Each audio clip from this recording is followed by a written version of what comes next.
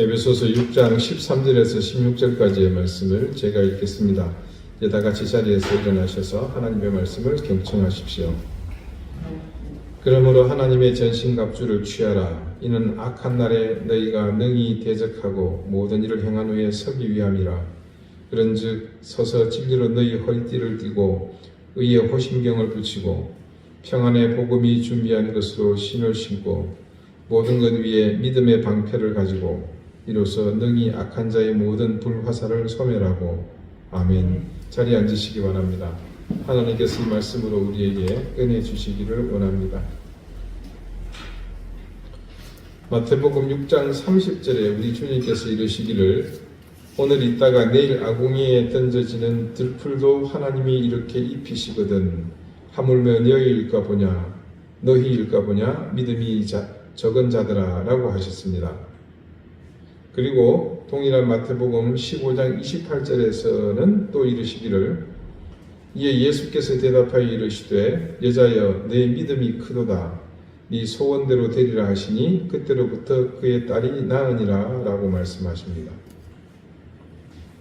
이 두 절의 말씀을 두고 보자면 믿음이라는 그것이 단지 믿는다, 믿지 않는다의 차원이 아니라 믿음에도 정도가 있다는 것을 알게 됩니다. 믿음이라고 해서 다 같은 믿음이 아니라는 거죠. 방금 읽어드린 마태복음 말씀 가운데 이 두 절의 말씀에서 그 사실이 분명히 드러나고 있습니다. 먼저 6장 말씀에서는 우리 주님이 하나님을 믿는다고 하면서도 매일 무엇을 먹을까, 무엇을 입을까 걱정하는 사람들을 가리켜서 믿음이 적은 자들이라고 말씀하십니다. 반면에 유대인이 아닌 이방인이라는 이유로 개만도 못한 취급을 받는 가운데 국을 하듯이 주님의 자비를 구하면서도 주님에 대한 신뢰를 보였던 한 여인에 대해서 우리 주님은 그 여인을 향해 네 믿음이 크도다라고 하셨습니다. 결국 주님이 보시기에 작은 믿음이 있는가 하면 큰 믿음도 있다는 뜻입니다. 예수님이 말씀하시는 믿음에는 정도의 차이가 분명히 있음을 이 말씀을 통해서 우리는 알 수 있습니다. 주님이 우리를 보실 때 어떤 사람의 믿음은 죽은 믿음이기도 하고 영혼을 구원할 만큼 싱싱하게 살아있는 믿음도 있는 것을 알 수 있습니다. 예를 들어서 신령한 믿음, 그것은 아주 성숙한, 농익은 그런 믿음을 말합니다. 그런가 하면 아주 어린아이 같은 수준에서 벗어나지 못하고 있는 미숙하고 유치한 믿음도 있습니다. 그렇다면 과연 이런 다양한 형태로 나타나는 믿음의 종류 중에 여러분은 자신의 믿음에 대해 어떻게 규정할 수 있으시겠습니까? 조금 깊이 생각해 보아야 할 문제입니다. 우리가 자신의 믿음에 대한 바른 진단을 내리지 못하고 또 올바르게 판단하지 못하면 적어도 믿음에 관해 우리는 심각한 오류를 범할 가능성이 큽니다. 믿음에 대한 그 심각한 오류는 잘못된 신앙생활로 이어지게 될 것이고 결국은 하나님과의 관계, 예수 그리스도와의 관계, 그리고 성령님과의 관계도 문제가 생길 소지가 다분합니다. 그런 문제는 곧 교회에서 교인들과의 관계에 영향을 미치며 가족들과의 관계에도 영향을 미칠 수 있습니다. 그리고 믿지 않는 세상 사람들과의 관계에서도 당연히 그들과 관계를 형성하는 데 좋지 않은 영향을 끼칠 가능성이 높습니다. 생각해 보십시오. 그릇되고 미숙한 믿음을 지니고 있으면서도 마치 바르고 성숙한 믿음인 것처럼 착각하면서 산다면 믿는 신앙인으로서 그보다 더한 인생 낭비가 또 어디 있겠습니까? 그래서 우리는 믿음에 대해서 다시 한번 생각해 봐야 합니다. 먼저 믿음을 정의해 봅시다. 우리 성숙자반의 서두에 믿음을 어떻게 규정했던 것을 기억하실 겁니다. 믿음은 하나님에 대한 알미, 자신의 삶으로 연결되는 전 과정을 포함하는 것이다. 참 적절하게 표현하지 않았습니까? 한번 저를 따라서 같이 해보실까요? 믿음은 하나님에 대한 알미, 자신의 삶으로 연결되는 전 과정을 포함하는 것이다. 예, 믿음은 하나님에 대한 지식이요, 알미, 자신의 전 과정으로, 자신의 삶으로 연결되는 전 과정을 포함하는 것이다. 그래서 우리의 믿음이라는 것은 정말 이 정의에서 알 수 있듯이 허상의 것이 아닙니다. 허구가 아니에요. 또 다른 허상을 말하는 것이 아니라 절대적으로 구체적인 것이어야 합니다.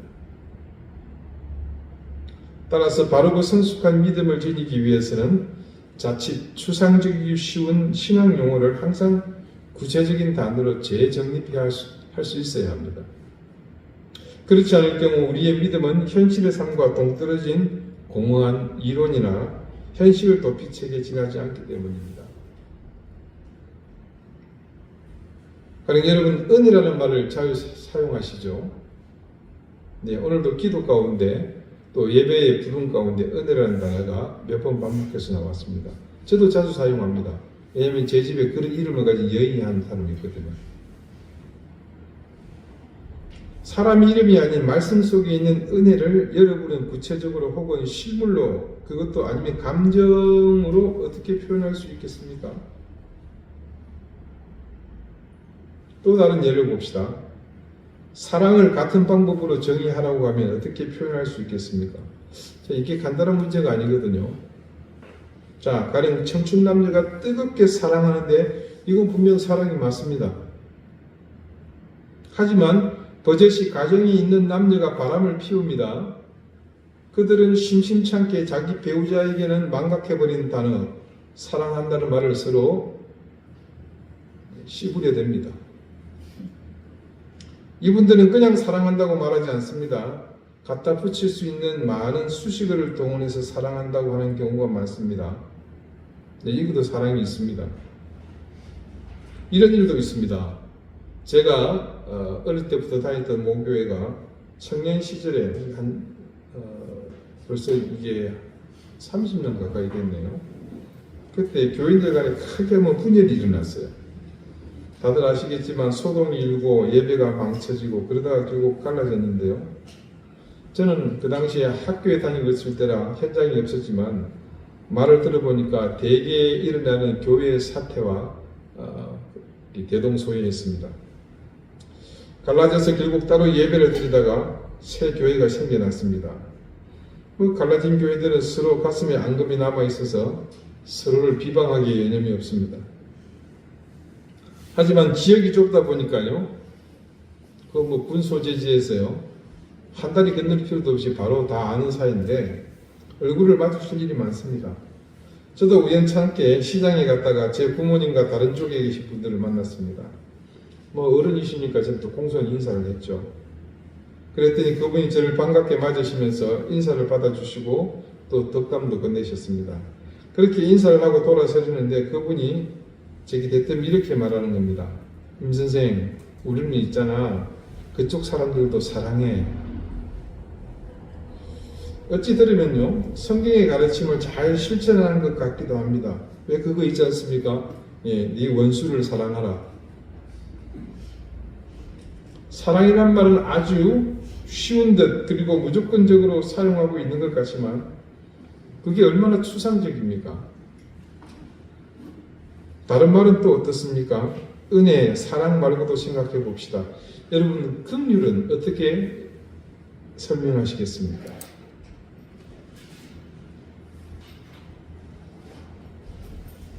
소망, 이 엘피스는 또 어떻게 설명하시겠습니까? 인애, 헤세드, 이런 것도 또 어떻게 설명할 수 있으시겠어요? 실제로 신앙생활을 하는 그리스도인들이 신앙생활의 현장에서 흔히 사용하는 대부분의 단어는 그 뜻이 모호하고 추상적이기 이를 데 없습니다. 이런 단어들이 내 삶과 관련되어서 구체적으로 어떤 뜻과 개념을 지니는지 우리는 늘 확인해야 합니다. 왜 우리의 믿음이 구체화되어야 한다고 했습니까? 우리의 삶에서 그리고 현실에서 동떨어진 이론이 되지 않도록 그리고 현실 도피의 수단이 되지 않기 위해서라고 말씀드렸습니다. 근데 더 중요한 이유가 있습니다. 여러분 짐작하시겠지만 이 믿음이 우리의 중요한 방패가 되기 때문입니다. 무기가 되기 때문입니다. 오늘 본문에 모든 것 위에 믿음의 방패를 가지고 이로써 능히 악한 자의 모든 불화살을 소멸하고 라고 말씀하고 있습니다. 우리가 믿음이라는 방패가 있어야 악한 영들, 마귀가 우리를 향해 쏘아대는 이 불화살을 막아낼 수 있다고 그렇게 증거합니다. 여기서 말하는 불화살은 하나가 아닙니다. 다양한 수없이 많은 종류의 화살이 우리 인생의 곳곳을 향해 생각지도 못한 순간에 우리 삶의 현장을 통해서 날아오지 않습니까? 그때 이 화살들이 마구마구 날아올 때 우리의 형편으로는, 우리의 힘만으로는 이 같은 화살들을 모두 막아내지 못합니다. 그래서 하나님이 우리에게 이 화살들을 막을 수 있는 방패를 주셨습니다. 그것이 뭐다? 바로 믿음이라는 거죠. 결론부터 말씀드리면 하나님을 철저히 신뢰하고 믿는 이 믿음만이 언제 날아올지 모르는 셀 수도 없는 그 화살들을 막아낼 수 있다는 겁니다. 자, 질병으로 말할 수 있는 극한의 고통을 받고 있습니다. 이럴 때 우리의 믿음은 이 질병이 주는 고통과 그로 인한 여러 가지 고난에서 우리가 이길 힘을 줍니다. 이런 엄청난 고통은 단순히 육체적인 고통에서 그치는 것이 아니라 환자의 정신세계를 나약하게 만들고 병들게 하죠. 가족 또한 병시중하면서 함께 그 고통에 휩쓸리게 됩니다. 그러나 우리에게 믿음이 있을 때 그런 모든 환난에서 벗어나게 됩니다. 우리는 종종 불치의 병에서 믿음으로 이겨내고 치유받은 사람들이 하는 이 감사의 고백을 듣지 않습니까? 우리가 겪는 대개의 어려움 중에 가장 대표적인 걸 꼽으라면 아마 물질에 관한 것일 겁니다.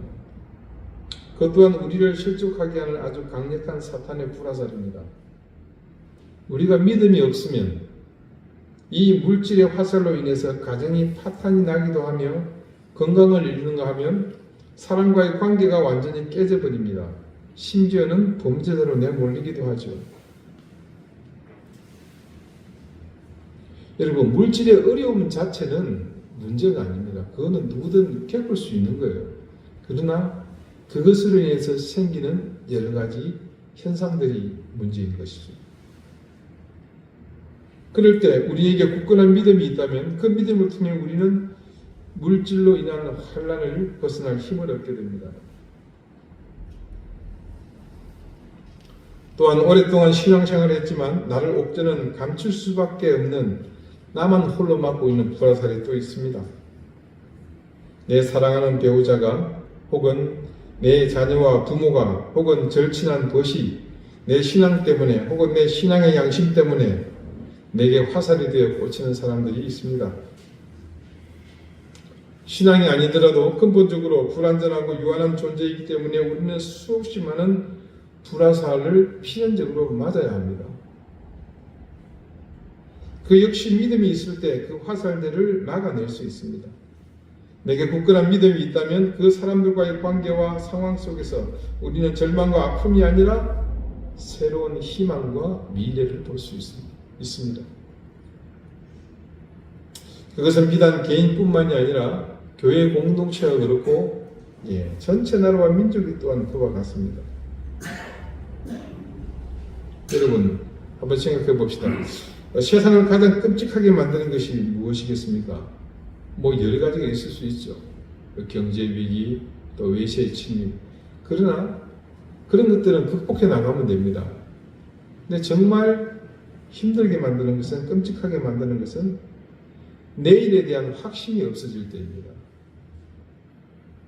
즉 희망이 사라지는 것. 그것처럼 끔찍한 일은 없습니다. 누구든 내일로 희망으로 나가고 싶지 않은 사람이 있겠습니까? 어떤 지도자건 어떤 리더건 모두가 그 공동체에게 무엇보다도 희망을 주고 싶어 합니다. 그런데 모두가 그런 청사진을 말하지만 남발하지만 결국 그냥 청사진에 불과합니다. 왜 그렇습니까? 내일로 나가는 길목에 쏟아지는 그 화살에 모두가 쓰러지기 때문입니다. 악한 영은 우리가 이 화살에 맞아 쓰러지기를 기대합니다. 그리고 우리가 붙들고 있는 이 믿음의 끈을 놔버리고 자신의 발 아래 복종하기를 기대합니다. 왜냐하면 수많은 사람들이 이 악한 영이 쏘아대는 화살에 맞아서 이미 그 영혼이요 자기들 발 앞에 굴복하는 것을 이 악한 영들은 매 순간순간 체험하고 있기 때문입니다. 우리가 쓰러져 그 발 아래 복종하게 되는 것은 결국 우리 인생이 무너지는 그것으로 끝나지 않습니다. 하나님 나라의 백성으로 하나님의 법을 따라 사는 길을 포기하게 만들고요. 마침내는 우리가 하나님의 자녀로 구원받은 백성으로 사는 길을 포기하게 만듭니다. 그야말로 지금 우리의 모든 것을 그대로 짓밟고 무너뜨리고 맙니다. 얼마나 무서운 힘입니까? 하지만 온전한 믿음이 가지는 힘은 더욱 강력합니다. 어떤 힘보다도 강력합니다. 그 힘은 큰 산을 들어서 옮기는 능력입니다. 그것도 여러분 겨자씨 한 알만큼만의 분량이면 충분합니다. 자, 그러면 여기서 한 가지 의문이 생기죠. 나는 그러면 분명히 믿음이 있는데 왜 말씀처럼 그렇게 되지 않고 나는 맨날 이 불화살에 여기 맞고 저기 맞고 고슴도치가 되었는가? 이유가 있습니다. 그것은 그 믿음에 반드시 있어야 하는 것들이 결여되어 있기 때문입니다. 단 한 알, 겨자씨 한 알만한 분량으로도 큰 산을 옮길 수 있는 그 능력을 가진 믿음은요, 반드시 있어야 하는 것들이 있습니다. 그런 믿음을 얻기 위해서 우리에게 요구되는 것이 있다는 겁니다. 그 요구의 핵심은 믿음이 온전한 그 능력을 갖추도록 하는 데 필요한 모든 것들을 우리가 갖춰야 하는 겁니다. 내가 온전히 믿고 싶은데 그래서 결단하고 실천하겠다고 마음먹는 순간 머릿속에 제일 먼저 떠오르는 것들이 있습니다. 내 의지를 멈추게 하는 것들입니다. 그 모든 것들을 내게서 몰아내야만 우리는 온전하게 믿을 수 있습니다. 그래서 온전한 믿음이 우리에게 요구하는 것이 있습니다. 믿음이 요구하는 제일 첫 번째는 인내입니다.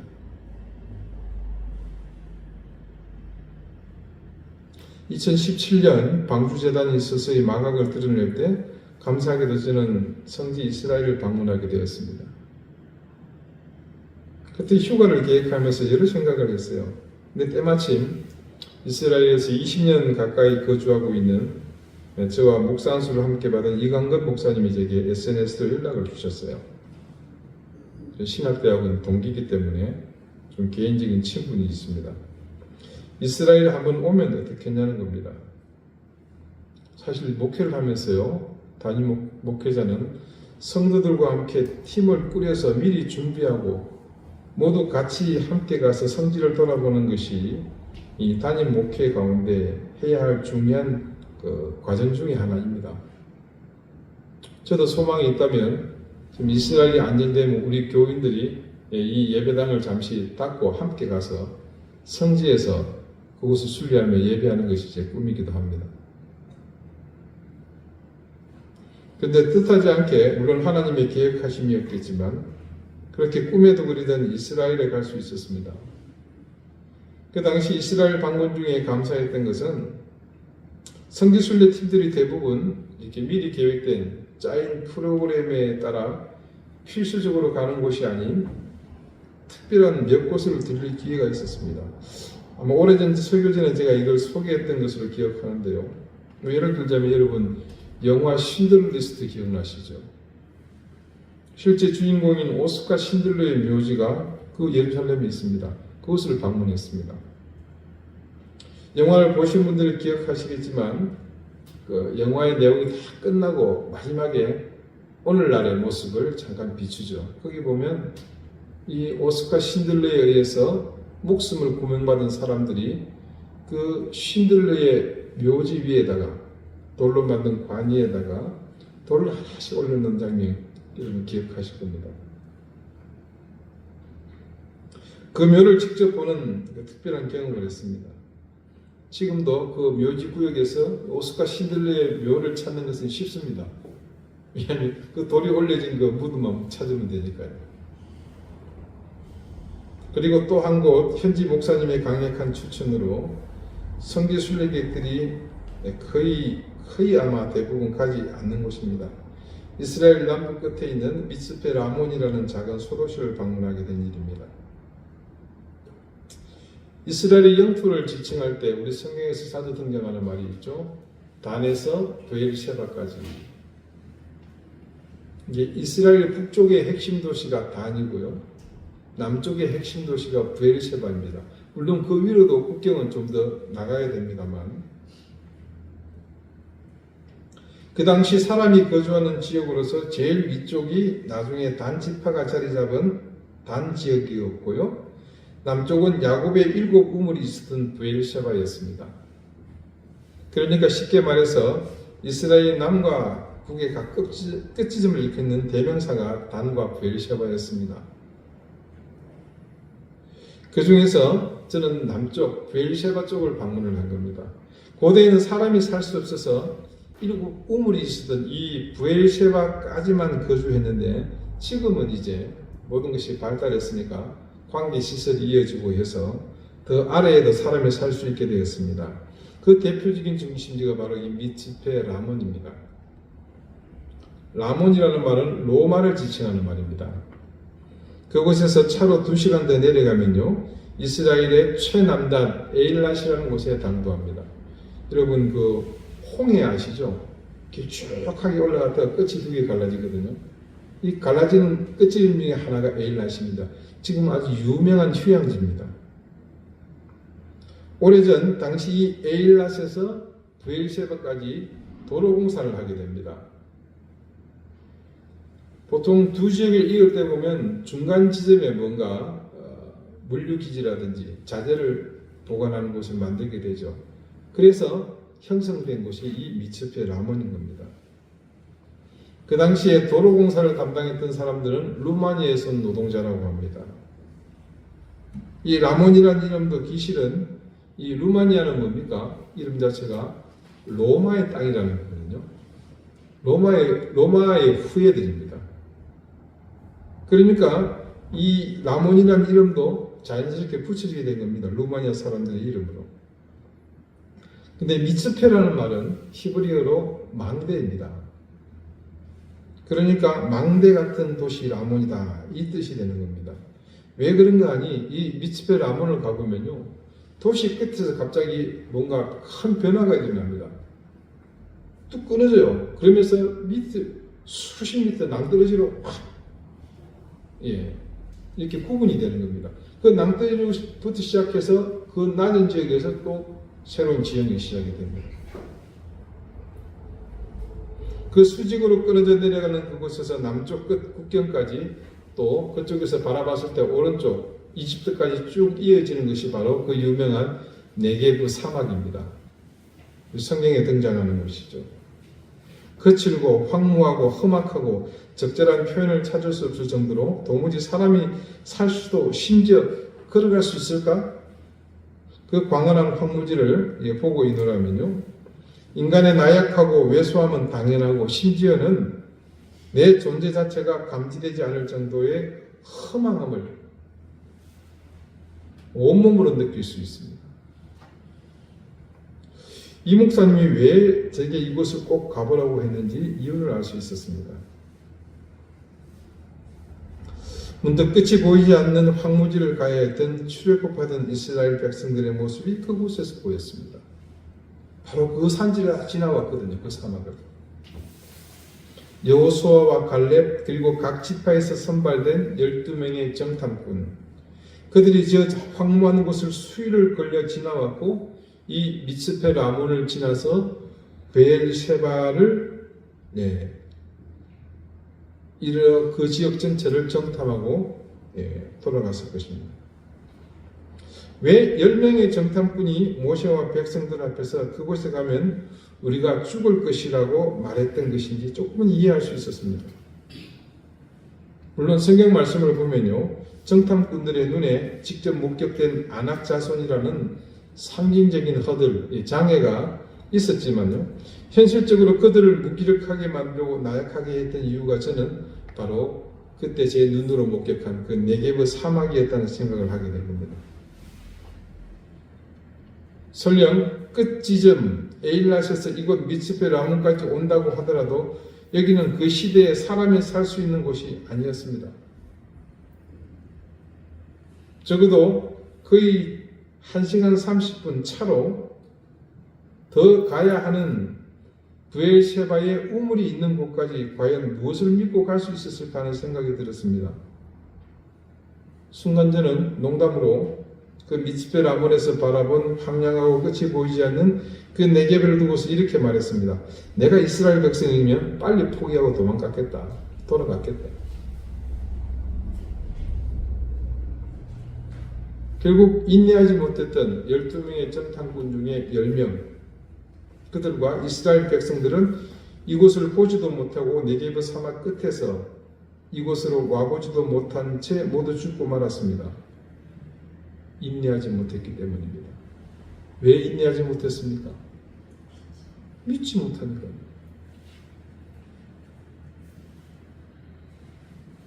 믿음에 왜 인내가 필요한지 여러분 아시겠죠?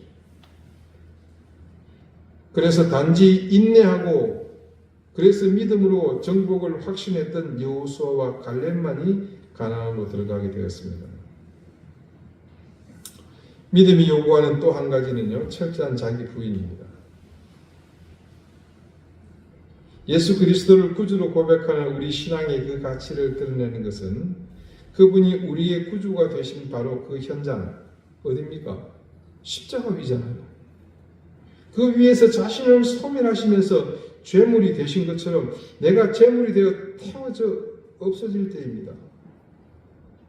태워져 없어지는 것 우리 들은 것 같지 않습니까? 구약의 5가지 제사 중에 제일 먼저가 뭡니까? 번제 아닙니까? 다 태워 없애는 거예요. 누가? 내가 다 태워지는 겁니다. 구원이라는 것은 결과입니다. 그 결과에 이르기 위한 중요한 과정 중 하나가 바로 이것입니다. 내가 십자가 위에서 부인되어야 합니다. 주님 앞에서 내가 없어져야 비로소 그분의 손길이 보이는 것입니다. 그것이 또한 바로 온전한 믿음에 이르는 길이죠. 하나님이 말씀하시는 것이 이것이다 라고 분명히 내가 알고 있는데 자꾸만 내 의지는 그 길이 아닌 다른 곳으로 나를 끌고 가려고 합니다. 선택하고 판단하려 할 때마다 하나님의 뜻보다는 내가 경험하고 그래서 익숙해진 것으로 하려고 습관적으로 앞서갑니다. 그게 뭡니까? 이게 바로 자기 부인이 없는 삶이에요. 그렇게 내가 부인되지 않으면 엄청난 능력을 갖춘 믿음은 소유할 수 없습니다.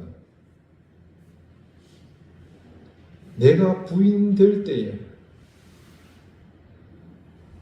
나는 없어지는 거잖아요. 그러면 뭐가 드러납니까?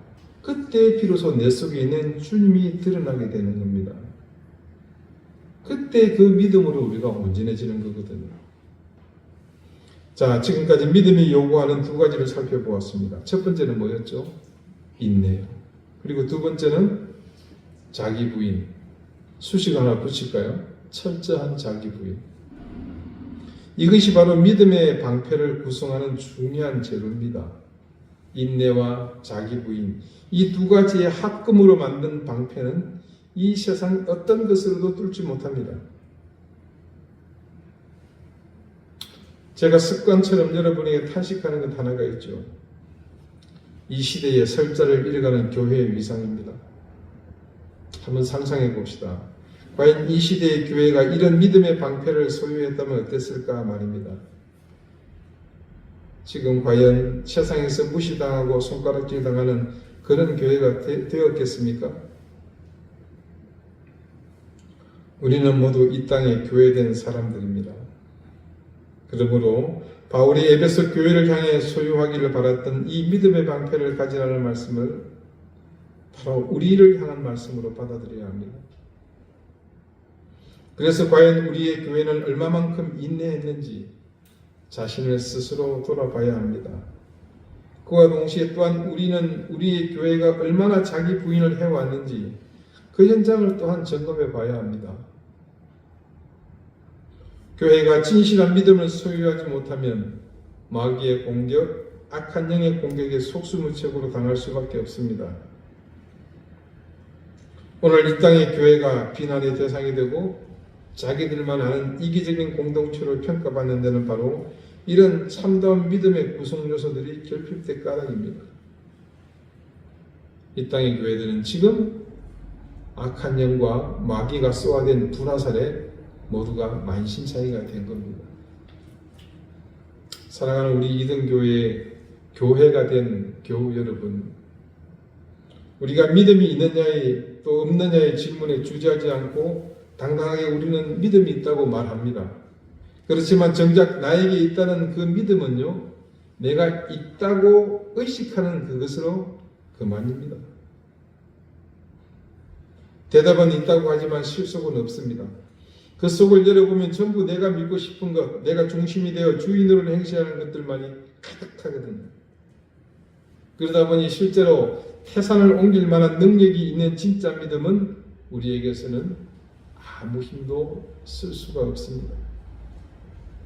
무용지물입니다. 이제 대답은 정해졌습니다. 우리는 모두 이전에 내가 가졌던 그 허울뿐인 믿음은 내버리고 온전한 인내와 자기 부인이 골격을 이루는 참된 믿음을 가지도록 하는 것뿐입니다.